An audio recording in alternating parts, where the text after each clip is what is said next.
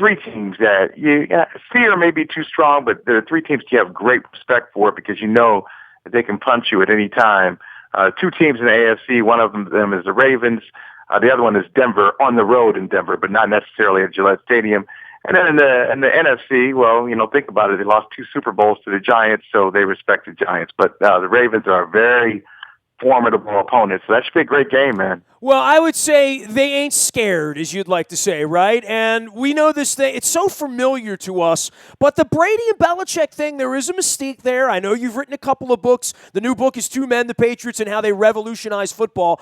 Michael, around these parts, we think of them as cheaters, right? But we think of them as, great football people. Obviously, there's been no better quarterback than Brady that I can think of this side of Elway or Manning or Unitas or any Montana, any of the greats. But, you've had incredible access there, much like, quite frankly, I had that sort of access during the Billick administration and as good of an access as I could have under the Harbaugh administration to be able to sort of peel back the onion. But it feels to me like they're so secretive that no one will ever know all of the ins and outs as to how they really work, right? But yes and no. Nestor, I think it's interesting when you look at these two franchises and you look at the similarities. Well, the similarities exist for a reason. I think they're cut from the same cloth. You look at Ozzie as a general manager there, and you look at Bill here as the de facto general manager, and there's been some cross-pollination between the Ravens and Patriots, and obviously the Ravens and Browns, and Belichick was working with Ozzie there. It's no secret what they do. I know they don't like to share it with the world just in an all-out way, but just think about it. I mean, the Ravens generally draft well. They generally have tough players. They value special teams. They value defense. They value mistake-free football. They don't like to overpay for players. I mean, and both franchises have made some mistakes in free agency, but for the most part, they're more forward-thinking than other franchises. So if you really think about it, if you step back, it's no accident that the Ravens have been able to come here and beat the Patriots. And during the 16-year Belichick-Brady run, well, you think, okay, who's number 2 in championships after the Patriots with their 4 in that span? Well, the Ravens have won a couple from 2000. They won in 2012, and the Steelers are in there. I mean, it makes sense when you think about the teams that win. You don't really have any fluke teams that win multiple championships. You got to put some work in there. You got to put some blood equity in, and I think both of these franchises have. Michael Holley joining us here. The book is Belichick and Brady. You can check it out. Michael, I know it's difficult to be selling a Patriot book in Baltimore, but I would always say you need to know your enemy. I would say I'm not. I would say you guys are going to buy it and burn it. But once you buy it, and listen. You need to know your enemy, man. I got to tell you, Nestor, one time we had Sizzle on. We had Suggs on. He was doing his, I don't know if you guys are really, really deep Ravens fans and you have supported his Blu-ray movie he had out a few years ago. I remember it existing, and I avoided it, yes. Okay, so, he was on, and he was very smart. He came on in Boston, and he just started immediately. He just started talking about the movie. He took a couple of shots at the Patriots. Then he was like, sizzle out, bam, hung up the phone.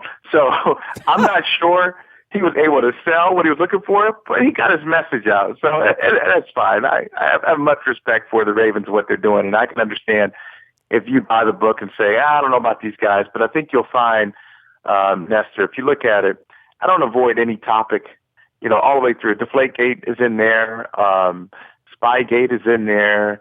Any kind of controversies, and I just try to deal with them like a grown up. Did they cheat? Michael, did they cheat or did they not? I mean, if you're privy to all the information, all the evidence, would you have suspended Brady, or was there not enough in there for you? No, I would not have. I would not have suspended Brady. And let me tell you this. I'll go with let's pretend for a second that the Wells report is 100% accurate.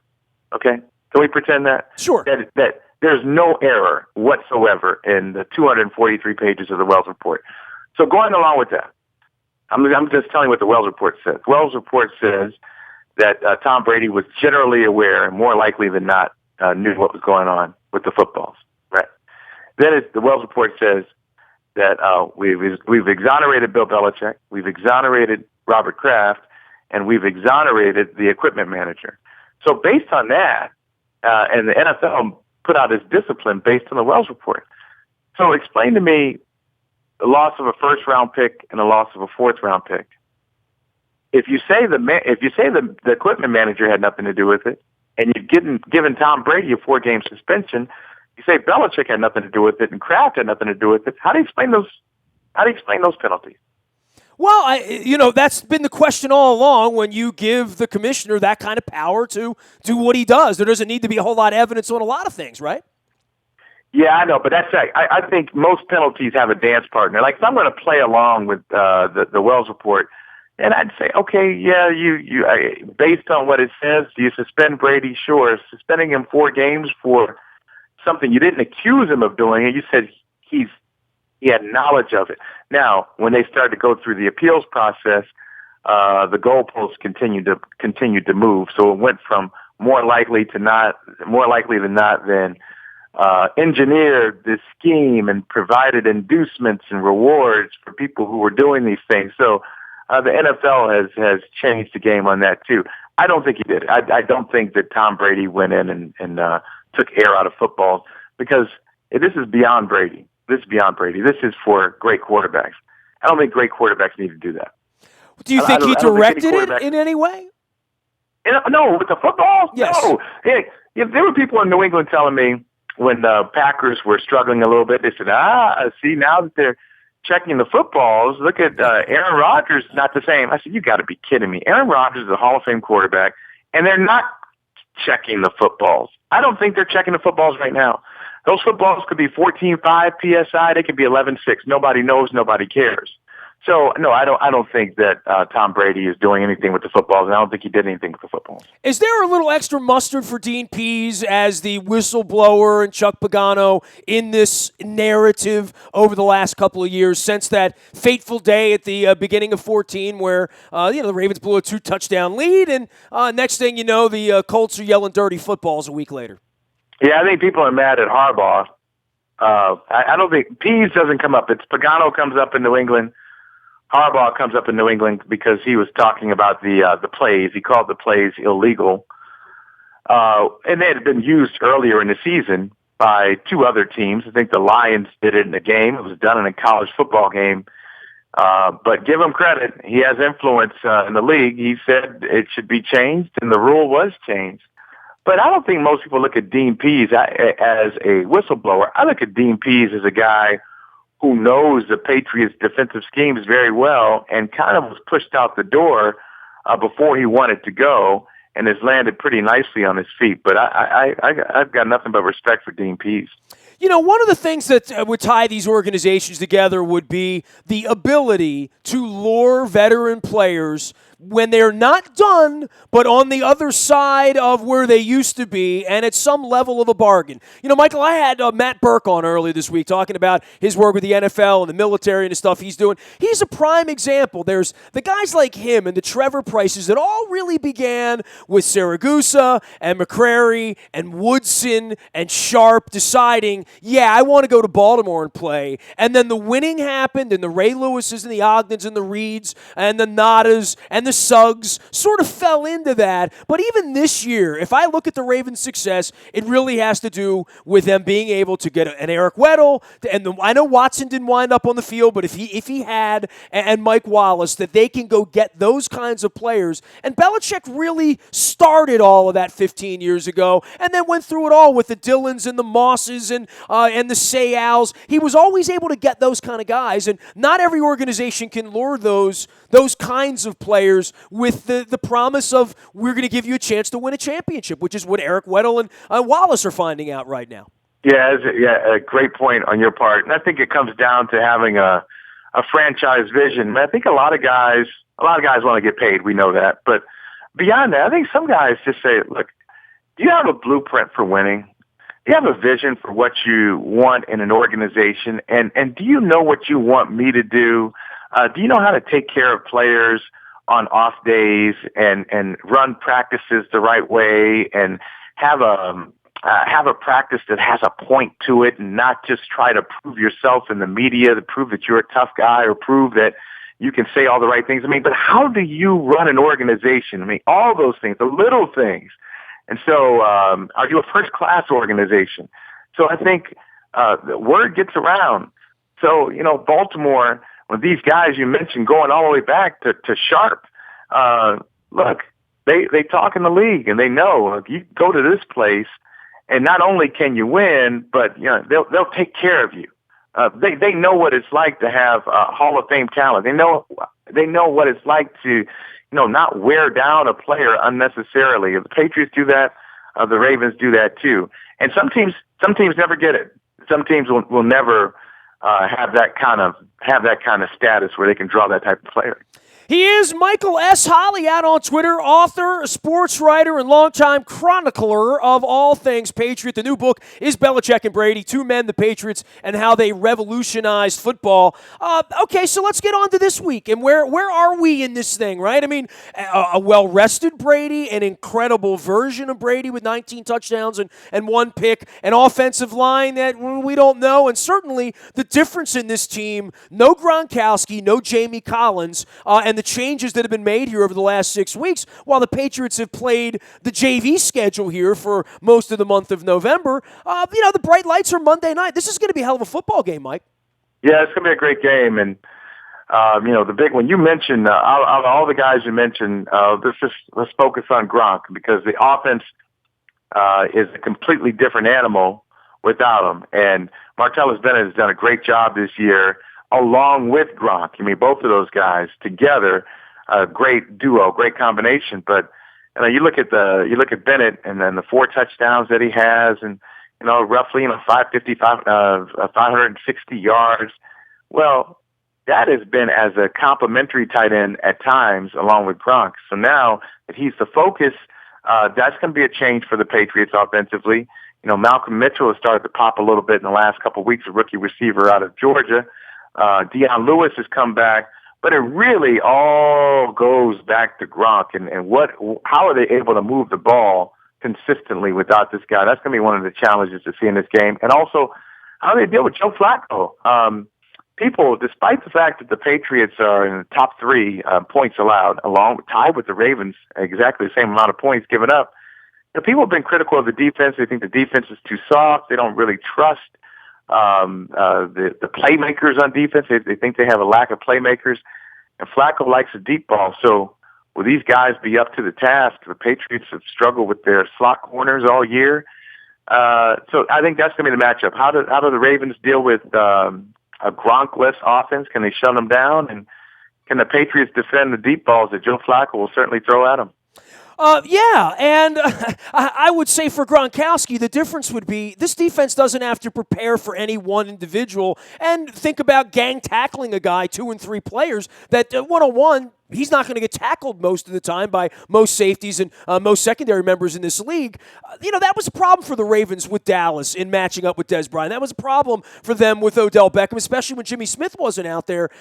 It's a whole different kind of game on Monday from Dean Pease's perspective, I think.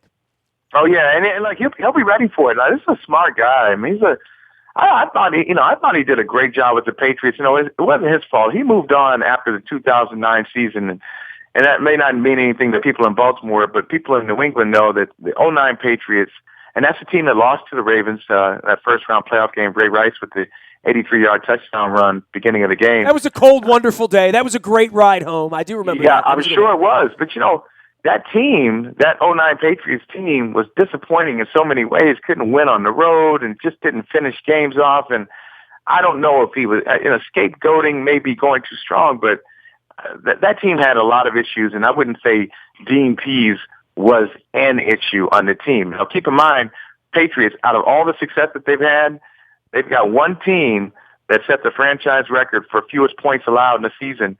And Dean Pease coordinated that defense, and that was in 2006. So much respect for him. He'll be ready for anything that Josh McDaniels throws at him. You know, as polarizing as Belichick is, and I know you know him perhaps better than any reporter knows him in writing these books, it is an all-in-the-family thing when a guy like Scarnecchia walks out and then, like The Godfather, they suck him back in, right? Same thing with Josh McDaniel. Right. You know, McDaniel was going to go walk the earth, and they sucked him back in. And then there's other people like Mangini and Pease who, you know, had a soiled taste in their mouth, and, you know, it feels like mortal enemies for life, you know?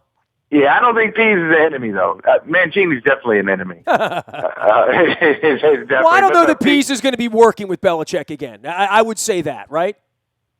Yeah, no, that won't happen, but there's still respect there. There's respect. I agree with that. I'm not sure with Mangini. That's a whole different conversation, Nestor. That's like we'd have to do a podcast on that one and have like an hour. We need Dr. Melfi on a couch with a notebook, right? That's right. Well, for you in writing the book, why this book, why now? And obviously, and I've asked, you know, Gary Myers wrote a great book on Peyton and Brady before it was over with, you know. To me, some of this stuff might be better chronicled, if not better sold, when it's all over with. This book's still being written. They might win another championship in 8 or 9 weeks, right? I mean, they could, and a lot of people think they are going to, right? Yeah, well, I don't know. I mean, they could, and they're always in the conversation. That's like, okay, well, for me, you know, the first book came out in 2004, and then my second Patriots themed book came out in 2011. So there was a 7-year gap there, and I looked at that as kind of like a grown-up Patriot reign. And that book was called War Room. And in this book, you know, War Room 2011, this book came out in 2016. You know, the story is too incredible. I'm not going to wait for it to be over. You know, I think it's an incredible story right now with, you know, 13 division titles in the last 15 years, and it might be very soon might be 14 out of 16, and the championships and the controversy. So. You know, you do it when you're willing. Tomorrow's not promised to anybody, so I'm waiting 5 years. I don't know what I'll be doing in 5 years, so I do it when I have the ability to do it. You know what, man? I felt the same way. When they won 3 years ago, my wife said to me, "You're going to write a book," and I said, "Yeah, you know," and I wasn't as close to that team internally as I was to the Billick team in 01, where I was way more embedded. At that time, I was younger, but the second book was better because I had 13 more years of understanding things and asking questions. But I'll be honest with you, and they won that championship in New Orleans, and I decided that week I was going to write a book, and I dove into it, and I thought, well, I know a lot about this team. I didn't know anything until I started talking to people, and I think even for people that are on the beat, that are around the team, that may know some of the stories, that when you go back and you get them being really introspective off-season, when they're not focused on beating the Ravens this week, and you can get them over a cup of coffee, they're so smart to begin with, and they don't talk about most of the time. They don't have a shrink that they go and pour their soul out to, that when you get into that position, at least I know when I was sitting with Joe Flacco in Audubon, New Jersey on the 6th iced tea in the 5th or 6th hour of our conversation, I learned a whole lot, man, and I learned a whole lot that I poured out that I think only a book can allow you to really get that kind of information, because you can't do it in 18 inches in a column on a Monday morning. That's right. You're absolutely right, and I think the guys, when they've had some perspective, I mean, they give you, and you use the word smart. They are. These guys are smart, and that's another reason for their success. That's another reason these coaches and these general managers are so fortunate. I mean, they look for smart players. They get smart players, so these guys are able to execute what they're asking them to do. So they're very thoughtful. And so during the season, if you ask Joe Flacco right now, about the 2016 season, if you ask him right now how he feels about Ray Lewis calling him out that time, you know, he'll give you some truth to the answer. It'll be some political correctness to it, and he's got to think about the dynamic of the current team. But if you ask him in 4 years what he thought of it, he'll be much more insightful, and he'll give you some details. So it's always nice to go back and talk to some of these guys about what they were experiencing. And even as we, as fans, even if we think we know everything that was happening, well, you don't, because they go back and they tell you, say, hey, did you know, like 2 hours before that game, we were actually arguing about this, or we put that play in at the last minute and we didn't think it was going to work, or coach, we were going back and forth with the coach. And So you get all these details, and that's what I love about it, just to be able to provide some details and insight that things that haven't been out there before. He is Michael S. Holley. No one knows the Patriots better. The book is Belichick and Brady, Two Men, the Patriots, and How They Revolutionized Football. Brand new book, been out about 8 weeks now. Perfect for the holidays. And, Mike, I don't want to admit this, but my wife's whole family are Patriots fans. So this book will be in a couple of stockings, I'm sure, a couple of weeks from now, because especially if the Ravens lose on Monday night, because I get a hard time from her family when that sort of thing happens. Last thing for you. I feel incredibly fortunate to have been in Baltimore at a time to watch, early in my career, watch the Colts leave in the 80s when I started in the newspaper business, and then watch the Ravens come back, and to be in the right place at the right time when the stars align. The Ray Lewises and the Ogdens and the Billocks and the Sharps and the Woodsons win, and the Dilfers, and then, through it all, they win again with Harbaugh and Flacco and this different cast, and Ozzie being, the great equalizer, as well as Ray Lewis through the whole thing. Do you feel fortunate to have been in Boston instead of, Bemidji or some other place, that being a sports writer, being in this circumstance, to have really been around two of the greatest influencers? And you might still have another book in you about this before it's all over, but your career, for better or worse, has in large degree been defined by your relationships with these guys who are football geniuses and your ability to tell their story. I would say, you say for better or for worse, for better, no question. And I could do a whole book on that, on how grateful I am and how what a blessing it is to be in this position. I on my own, I tried to screw it up, and God put me in this situation, because in 2001 I left the Globe and I went to the Chicago Tribune, and I was there for a couple of months, and I was brought right back to Boston. So in 2001, they hadn't won anything. Nobody had won anything in the 21st century. So you have 3 out of 4 for the Patriots. Let's include 3 more from the Red Sox. So now you're up to 6. Add the Celtics. Now you're up to 7. You're starting to sound like my wife's family right now, dude. You really are. You're doing the math. I'm serious. You brought it up. You're absolutely right. Then you tack on the Bruins. That's 8. And then that 4th one for the Patriots in 2014, 9 championships in the 21st century. And to be a sports commentator, a sports writer around for that, and just to be able to experience that, I mean, it's unbelievable. It's remarkable. It's extremely humbling. So yes, I feel blessed and fortunate every day I think about it. Hey, look, man, keep some clam chowder for me on Monday night. I know my way up there. I know my way around. I know the great feelings of walking out of there, going to the Super Bowl, and I know the anguish of a Billy Cundiff shank and a Lee Evans drop and the long walk downstairs in the freight elevator. Oh, man. Oh, yeah. And you mentioned them, and I saw them happening. I saw those plays happening. Oh, man, I can't believe you missed that field goal. But you're right. They've been some great games, and I expect this is going to be another one, Nestor. A lot on the line for the Ravens on Monday. Always great to catch up with you. Good luck with the book and success. We'll send everybody out to Twitter to follow you. Love your work, Mike. Thanks for coming on. Hey, I appreciate it. I really enjoyed talking with you today. Thanks. You got it, my brother. Michael Holley. Michael S. Holley. That's Holley with an E, and it is a holly jolly Christmas if you get the Belichick and Brady, Two Men, the Patriots, and How They Revolutionized Football. That is the book, and as I say around here, you must know your enemy. Nasty at WNST.net reaches me. Facebook, Twitter, LinkedIn, Snapchat, Instagram, and streaming live on Facebook Live, as well as on our YouTube WNSTV channel. If you miss anything around here at all, you can find it in the Buy a Toyota audio vault 24 hours a day. From anywhere in the world, you can download podcasts, listen when you want, where you want, how you want. It is the buyatoyota.com audio vault. Our morning newspaper ships to your email inbox at 7 a.m. each and every morning. That's brought to you by Planet Fitness and PlanetFitness.com. Still $10 a month to get in the best shape of your life there, and you can work off all those Christmas cookies you're about to consume. I'm still waiting for my cookies. I'm going chocolate chip with probably some sort of nut in there. It's going to be my dunking cookie for the rest of the holiday season. Last but never least, breaking news happens first on the WNST Tech Service. That is brought to you by Coons Ford of Security Boulevard, and Dennis will be here on Thursday, every Thursday, driving you home and getting you ready for Thursday Night Football, as well as a wild weekend of Army-Navy and the Ravens and the Patriots on Monday night. I'll be in Foxborough with full coverage out on our social media. I'm Nestor. This is WNST.net, AM 1570, and WNST Towson, Baltimore, and we never stop talking Baltimore Sports.